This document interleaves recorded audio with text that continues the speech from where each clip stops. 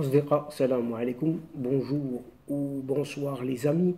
J'espère que vous allez bien partout où vous vous trouvez. En tout cas, c'est ce que je vous souhaite et pour le meilleur de toutes les situations, bien sûr. Bienvenue sur votre chaîne Bled Mararibia et abonnez-vous pour rester informé. Pour ma part, je suis heureux de vous retrouver une nouvelle fois. Chers amis, mesdames et messieurs, cette vidéo se consacre à cette Algérie tant flattée par une certaine macronite, pas si démocratique que cela, et qu'on peut le penser éventuellement. Aïe aïe aïe quand même pour cet ami qui est cette Algérie d'aujourd'hui, au lendemain de sa rupture, oui, mais qui date déjà depuis un certain mois d'août 2021 avec le Maroc, puisque cette même Algérie fait un grand saut dans et vers cet inconnu. Mes chers amis, commençons par le commencement. Pour le pouvoir macronien, il y a une fois de plus vertu et vertu. Ainsi, oui, ainsi, quelques semaines après ces pèlerinages d'Emmanuel Macron, Gérald Darmanin, Elisabeth Borne, Bruno Le Maire et tant d'autres ministres à Alger, on apprend finalement que le régime tant flatté et caressé dans le sens du poil, n'est pas tout à fait un modèle de démocratie. C'est comme si on venait de le découvrir. Tiens, tiens. Dans son numéro daté pas plus tard de ce 28 décembre, Le Monde, oui Le Monde, qui reprend deux articles de son site Le Monde Afrique, et qui raconte comment le dernier groupe d'information libre algérien a été mis au pas à la veille de Noël. Oui, comme si c'était un cadeau de Noël. Et ce 23 décembre dernier, donc le patron, ce fameux patron de cette radio M et du site d'information Maghreb Hébergeant, qui a déjà fait objet de notre séquence vidéo précédente, eh bien ce patron a été arrêté à son domicile et embarqué dès le lendemain pour une perquisition au siège de ces médias, menottes au poignet. À l'œuvre, ces fameux agents de la sécurité intérieure qui n'ont donné aucune explication. Mais vous allez me dire, c'est comme d'habitude. Oui, c'est comme d'habitude, vous avez raison. Les locaux sont mis sous scellé, tout simplement. Un des derniers médias libres, pourtant qualifiés de libres, qui refusait, paraît-il, de se soumettre à la doxa étatique et consensuelle et algérienne, est ainsi remis d'équerre. Mais il a fallu du temps. Alors il a fallu du temps pour arriver jusque seulement à ce mois de décembre 2022. Toujours est-il, et toujours dans ce monde, donc le monde, une certaine chercheuse dénommée Dalia Ghanem explique à son tour que le pouvoir algérien actuel n'a jamais eu l'intention de se démocratiser. Ah, on vient de le découvrir. C'est un mélange, donc elle déclare, c'est un mélange entre des éléments de l'autoritarisme pur et dur et des éléments de la démocratie. En tout cas, c'est ce qu'elle explique, cette analyste à l'European Union Institute for Security Studies, spécialiste par ailleurs de cette même Algérie. Un mélange façon pâté d'alouette, beaucoup d'autorité et très peu, mais très peu de démocratie.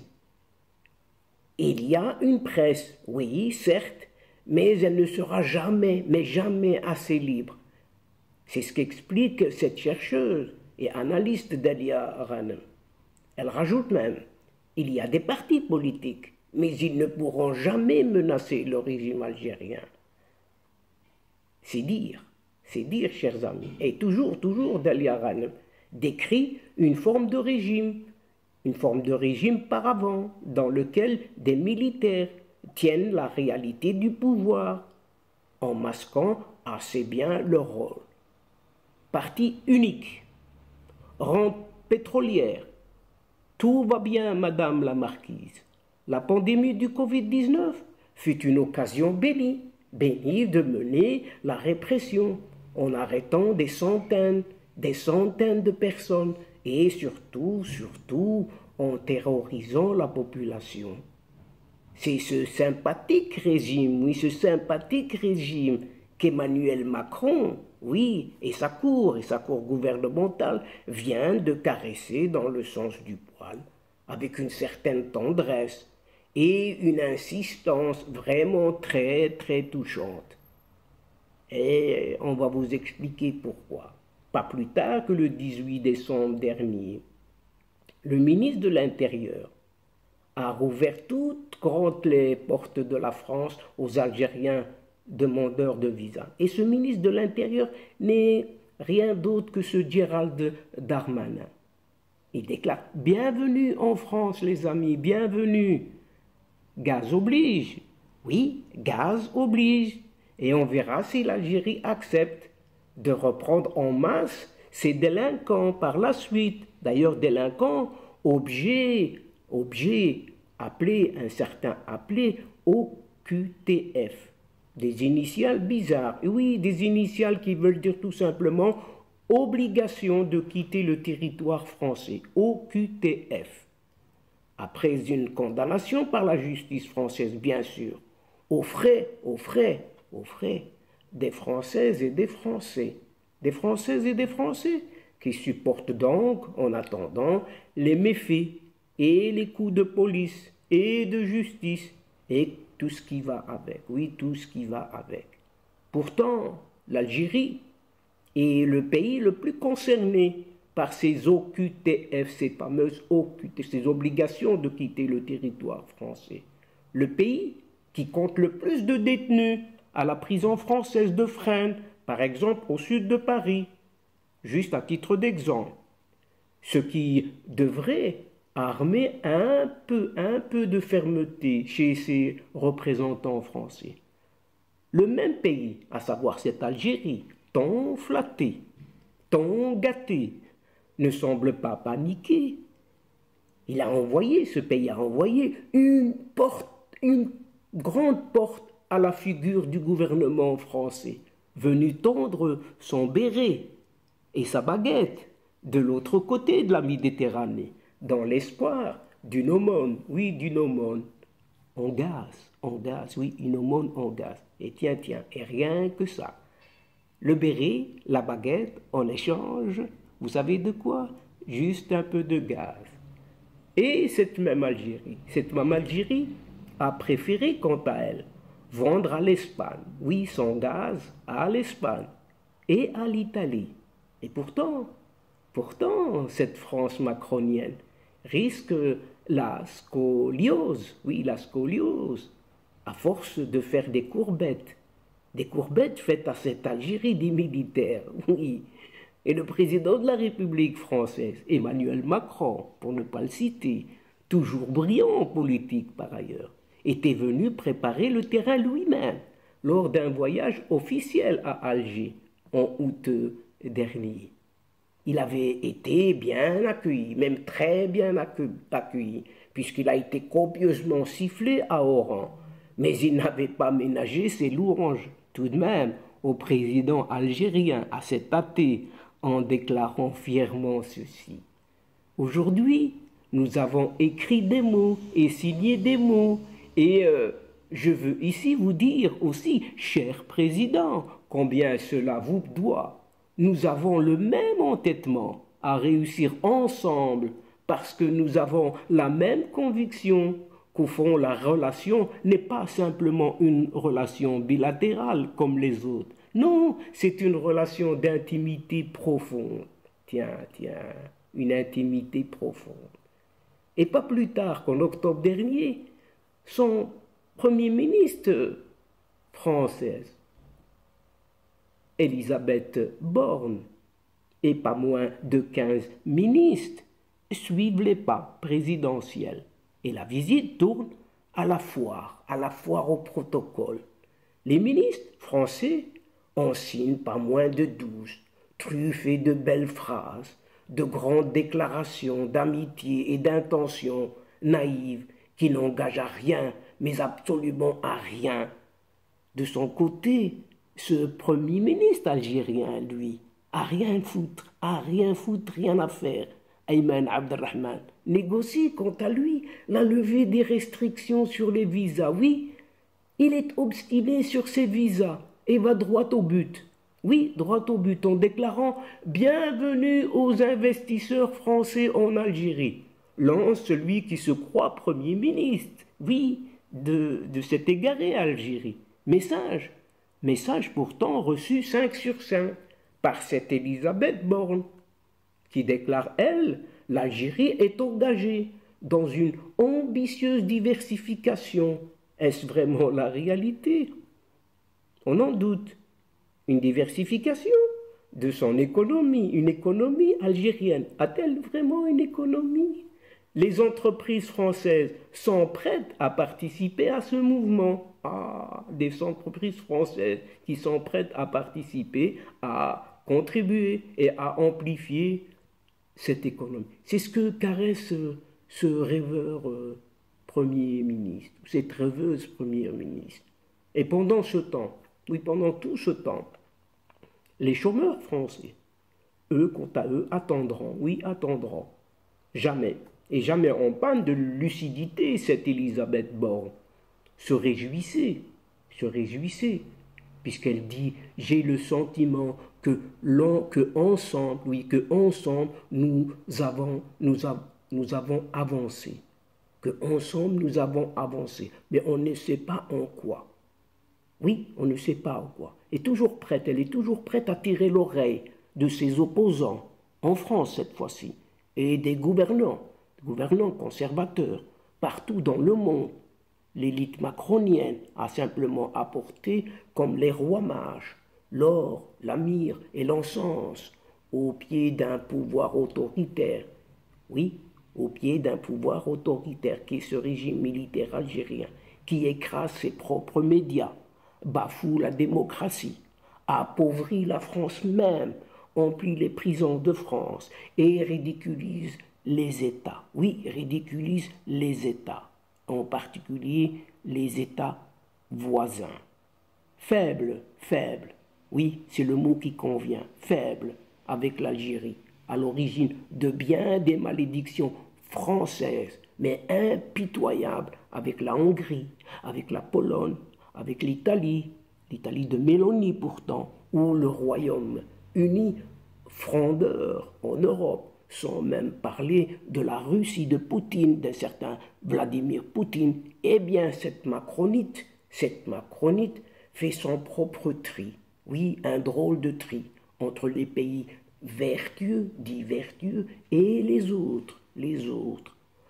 À l'exemple de cette Algérie, bien, Algérie vertueuse, oui, dans l'esprit de cette Macronite. Et toujours dans cette affaire, il y en a un qui s'amuse bien avec la France, comme ces deux chats, oui. Donc il y en a vraiment deux qui s'amusent avec la France, comme ces deux chats, avec une petite pelote de lin. Le premier, c'est ce premier ministre algérien, Ayman Ben Abdelrahman, et son athée qui est juste au-dessus de lui, dont les ficelles sont manipulées par cette armée au pouvoir. Eh bien, ces deux chats doivent passer d'excellentes soirées désopilantes. Ce premier ministre algérien et son chef, oui, son chef. Mais bien avant tout cela, il y a eu cette fameuse rupture entre cette même Algérie et le Maroc qui augure un certain saut dans et vers l'inconnu. En effet, un certain 24 août 2021, un certain ministre algérien des Affaires étrangères a convoqué une conférence de presse juste pour nous en rappeler un petit instant, pour annoncer une certaine rupture des relations diplomatiques avec le Maroc et avec IFE immédiat.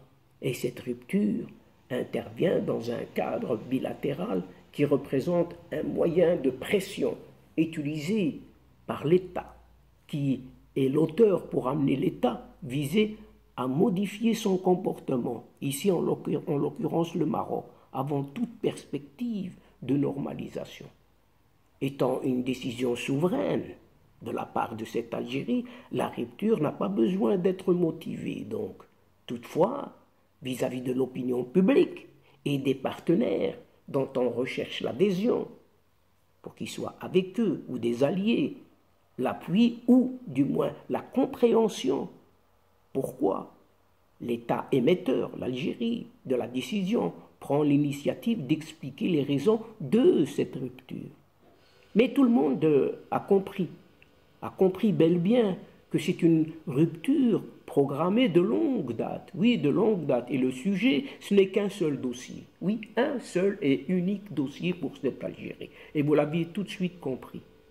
Puisque en annonçant la décision de rupture au nom des hautes autorités de son pays, ce chef de la diplomatie algérienne l'a justifié par les actions hostiles, inamicales et malveillantes que le royaume du Maroc n'a jamais, mais jamais cessé de menacer à l'encontre de l'Algérie, et ce, depuis l'indépendance. Donc le dossier est tout autre, oui, chers amis, est tout autre. Et suivez mon regard, ce sont des provinces d'un certain sud, oui, on dirait le sud. Et après avoir dressé une liste de 9 chagrins, oui, 9 chagrins, et accusations, allant de la guerre des sables de 1963 à l'invocation du juste droit à l'autodétermination du peuple kabyle, oui, l'autodétermination, une certaine autodétermination du peuple kabyle, en passant encore par la reprise des relations entre le Maroc et Israël. Tiens, il y a aussi Israël, sans oublier la volonté prêtée au Maroc d'imposer sa solution.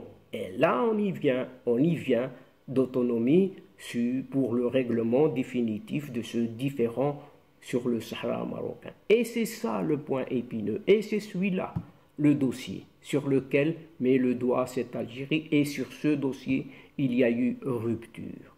Le ministre algérien a tenu cependant à préciser que cette décision ne touchera pas les citoyens des deux pays. Les affaires consulaires travailleront normalement au niveau culturel et scientifique de l'État de résidence, faire rapport à ce sujet au gouvernement de l'État, son État, d'envoi et de donner des renseignements aux personnes adéquates. Mais pour sa part, et pour la même période, le Maroc n'a jamais retenu une telle décision, même dans des moments les plus difficiles.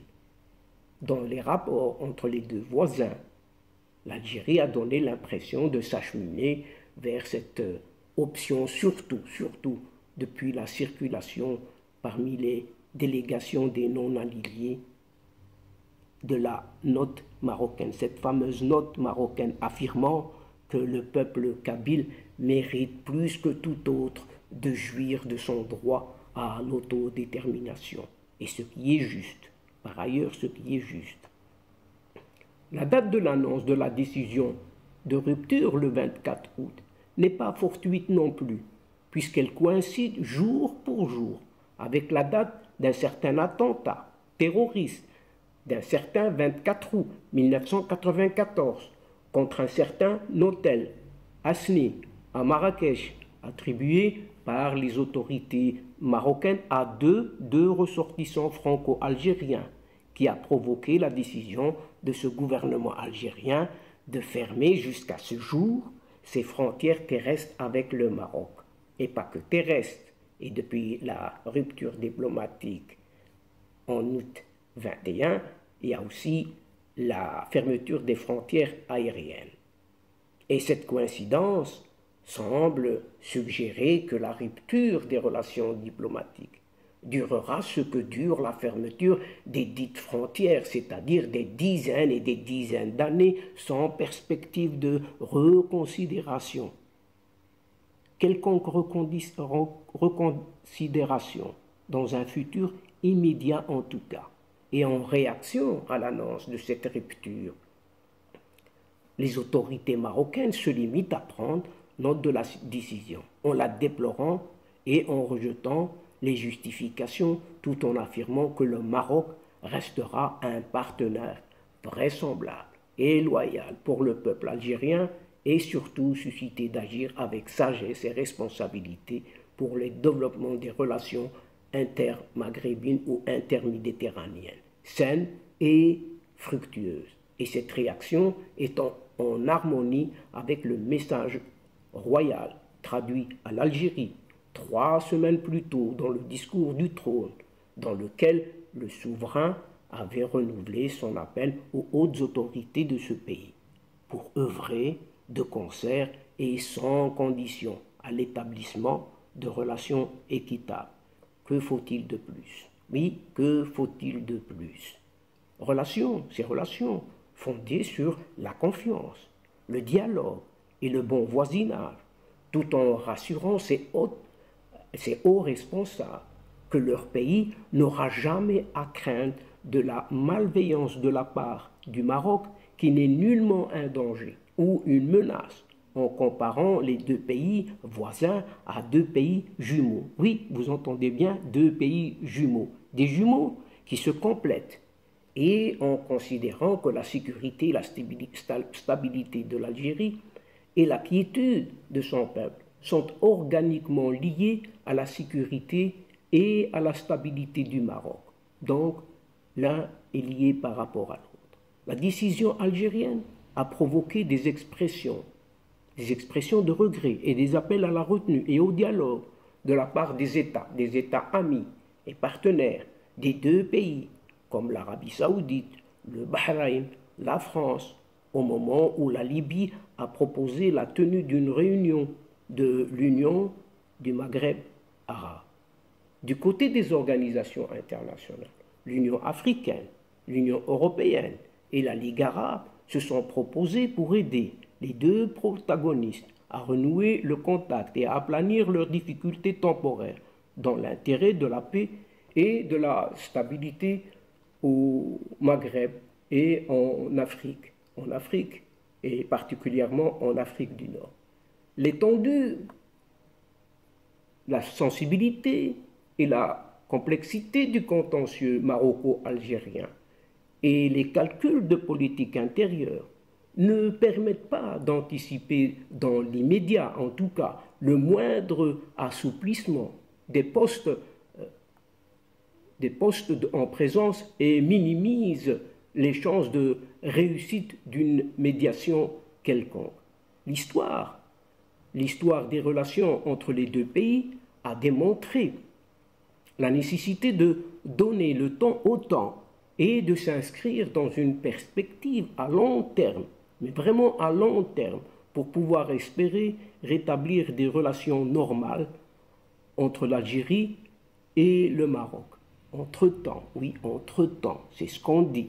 Mais alors, cette rupture est-elle à éviter ou peut-on l'éviter? Et quand pourra-t-on l'éviter? Et au vu de tous ces développements, la question qui se pose est celle de savoir quelle suite, oui, mais quelle suite sera donnée à cette décision sur les plans diplomatiques et politiques et quel en sera l'impact sur les rapports entre les deux pays voisins et surtout sur le reste de la région méditerranéenne. Sur le plan diplomatique, l'Algérie et le Maroc restent tenus en leur qualité de partie aux conventions de Vienne sur les relations diplomatiques et consulaires, de continuer à respecter l'inviolabilité des locaux affectés à la chancellerie, à la résidence et aux 3 consulats du Maroc et à les protéger en conformité avec la convention, une certaine convention de 1961. En outre, chacun des deux pays sera appelé à choisir un pays tiers qui assumera la protection de ses intérêts et de ceux de ses ressortissants avec le consentement de l'autre pays. Le cas échéant, si on en arrive jusque-là, et la Convention sur les relations diplomatiques et muette sur les modalités de mise en place de cette représentation, le cas échéant de substitution, et laisse aux États concernés le soin de désigner le pays qui se chargera de les représenter mutuellement. La tradition veut que cette représentation mutuelle donc soit généralement attribuée à un pays neutre, comme ce fut le cas pour la Suisse, qui représente les intérêts américains et iraniens depuis la crise des otages en 1979. Parfois, cette tâche est assurée par un ou deux pays qui entretiennent des relations amicales et de confiance avec les deux protagonistes pour leur entrer en fonction et accomplir leur mission, surtout.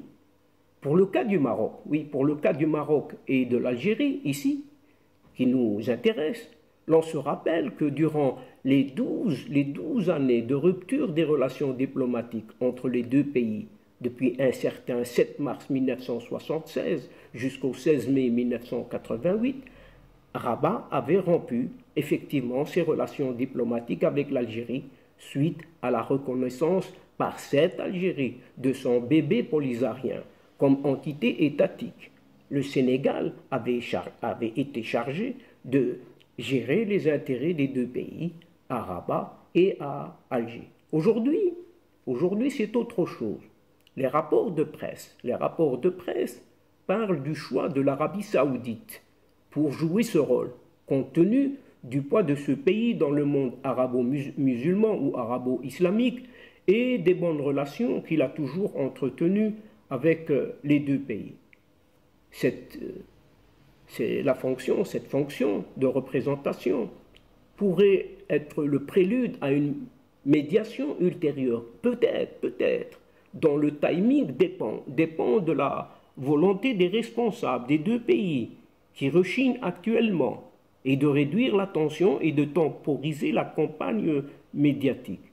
Sur le plan politique toujours, la rupture pourrait entraîner une plus grande radicalisation des positions et une surenchère dans les rapports entre les deux capitales, Rabat et Alger, surtout sur la question du Sahara marocain, le point de fixation central des relations bilatérales depuis une certaine année 1975.